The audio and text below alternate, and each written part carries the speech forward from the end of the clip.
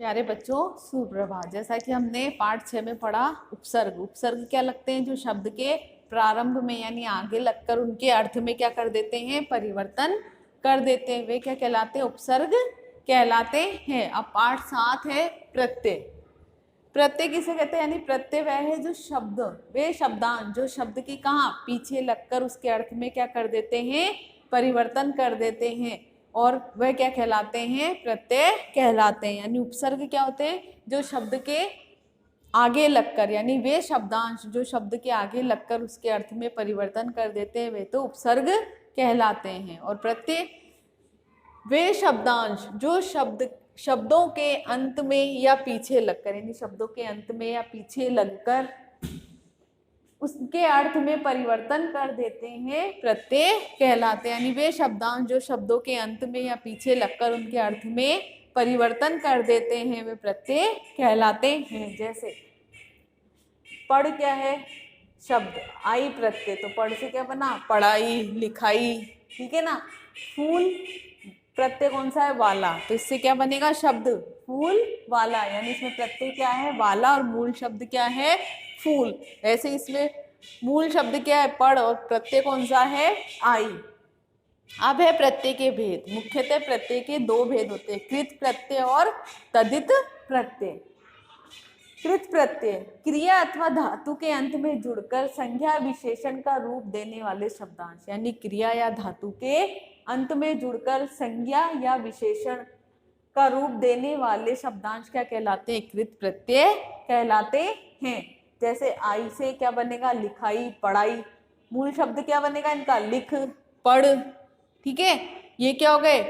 धातु हो गई। जब इनमें अपन ना प्रत्यय जोड़ेंगे तो क्या हो जाएगी? क्रिया बन जाएगी। इसी तरह आवट। आवट से क्या बनेगा? सजावट, बनावट, लिखावट। आर से सुनार, लुहार आदि ये बनेंगे। तो ये कौन से प्रत्यय हैं? कृत प्रत्यय। यानी क्रिया अथवा धातु के अंत में जुड़कर क्या कर देते हैं? संज्ञा या विशेषण का रूप देने वाले शब्दांश कृत प्रत्यय कहलाते हैं।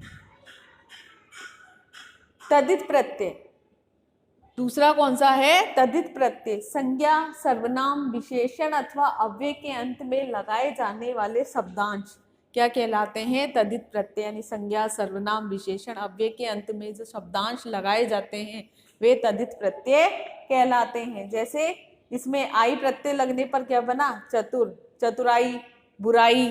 ठीक है, भलाई, अच्छाई, लंबाई। ये क्या हो गए? कौन से प्रत्यय हो गए? तदित। जैसे इसमें आई दे रखा है, कृत प्रत्यय में भी है और तदित प्रत्यय में भी। अब कृत प्रत्यय में तो किससे बनते हैं? क्रिया और धातु से। लिख क्या है? धातु है। पढ़ क्या है? धातु है। जब इनमें ना जोड़ देते तो क्या बन जाती? क्रिया बन जाती है। लेकिन इसमें क्या है? संज्ञा, सर्वनाम, विशेषण। अब इसमें क्या बता रहे? विशेषता बता रहे हैं। ठीक है, ईला प्रत्यय से रंगीला, पथरीला, पन से बचपन, अपनापन। इसी तरह जो तदित प्रत्यय के उदाहरण है, आस प्रत्यय से शब्द बनेंगे मिठास, भड़ास, खटास। एरा प्रत्यय से मुसेरा, फुफेरा, ममेरा। ठीक है, घनेरा। इला प्रत्यय से जहरीला, रंगीला, बर्फीला। वाला प्रत्यय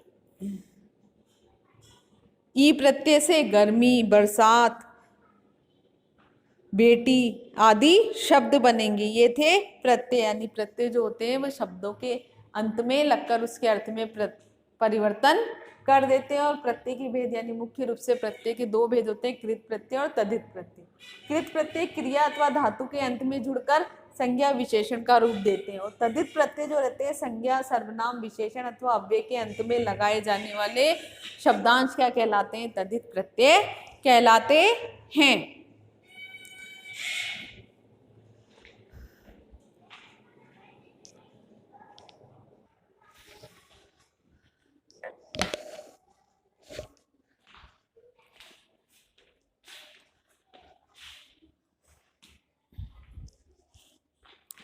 जैसा कि पेज नंबर 35 पे दे रखा है, उपसर्ग और प्रत्ययों का एक साथ प्रयोग। यानी कुछ शब्द ऐसे होते हैं जिनमें उपसर्ग भी होते हैं और प्रत्यय भी होते हैं। जैसे कुछ उदाहरण इसमें दे रखे हैं।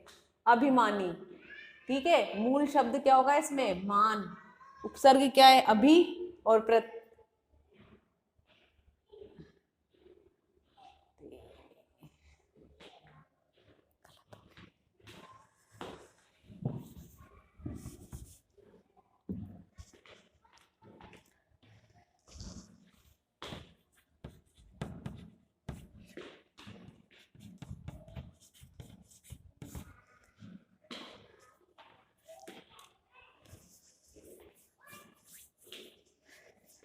जैसा कि आपकी बुक में पेज नंबर 35 पे दे रखा कि कुछ शब्दों में उपसर्ग और प्रत्यय दोनों ही होते हैं। इनमें से कुछ उदाहरण, जैसे शब्द है अभिमानी।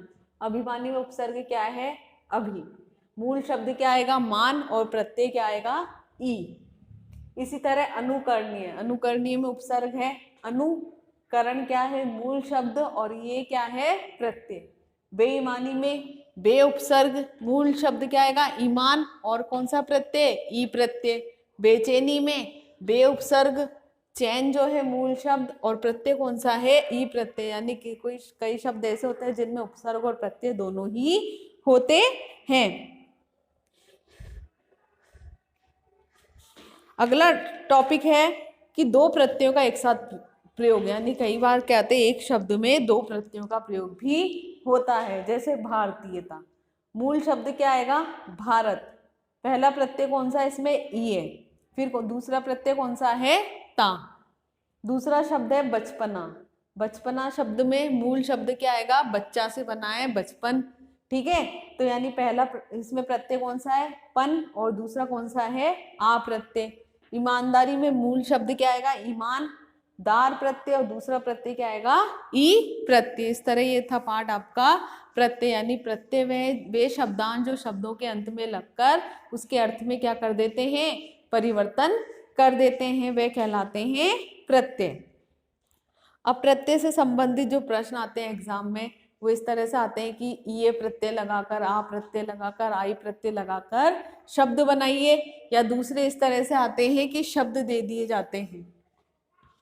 ठीक है, उनमें से प्रत्यय और मूल शब्द क्या करिए? छांट कर लिखिए, यानी कि मूल शब्द छांट कर लिखिए और प्रत्यय छांट कर लिखिए। इस तरह के प्रश्न आते हैं। ये था पाठ आपका प्रत्यय। धन्यवाद।